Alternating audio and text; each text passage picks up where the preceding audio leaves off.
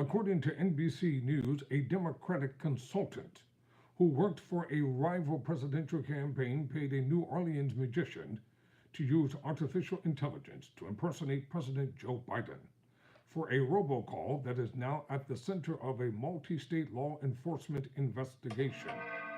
According to text messages, call logs, and Vimo transactions the creator shared with NBC News. So let's get down to the real nitty gritty of this story. Paul Carpenter says he was hired in January by Steve Kramer, who has worked on ballot access for Democratic presidential candidate Dean Phillips, to use AI software to make the imitation of Biden's voice urging New Hampshire Democrats not to vote in the state's presidential primary.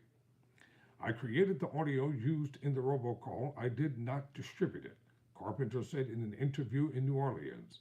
Where he is currently residing, I was in a situation where someone offered me some money to do something, and I did it. There was no malicious intent. I didn't know how it was going to be distributed. Carpenter, who holds world records in fork bending and straitjacket escapes, but has no fixed address, showed NBC News how he created the fake Biden audio and said he came forward because he regrets his involvement in the ordeal and wants to warn people about how easy it is to use AI to mislead. Creating the fake audio took less than 20 minutes and cost only $1, he said, for which he was paid $150.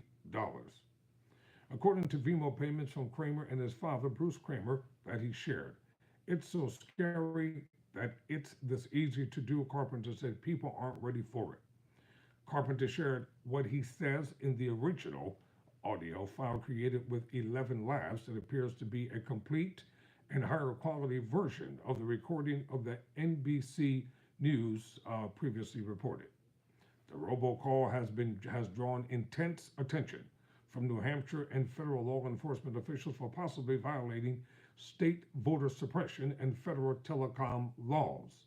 Officials have mentioned the name of a Dallas company that was used to make the automatic phone calls to voters ahead of the state's primary and have vowed to investigate, citing the desire to make an example of those in the first known example of an AI-generated deep fake being deployed maliciously in an American political campaign.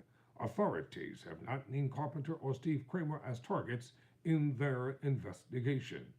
After publication, a spokesperson for New Hampshire's Attorney General declined to comment but said our investigation remains active and ongoing.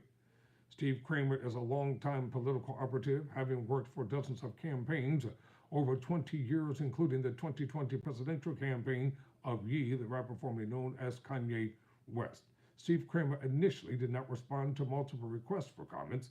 Days later, he said he would wait to speak on the matter until he publishes an opinion piece on Saturday. My op-ed will explain all, he said in a text. The Phillips campaign and the candidate himself expressed outrage when asked about Steve Kramer's alleged involvement, saying they will never work with him again and may pursue legal action if the allegations are confirmed. I'm disgusted that a consultant hired to assist my campaign with ballot access is alleged to have faked a robocall impersonating Joe Biden.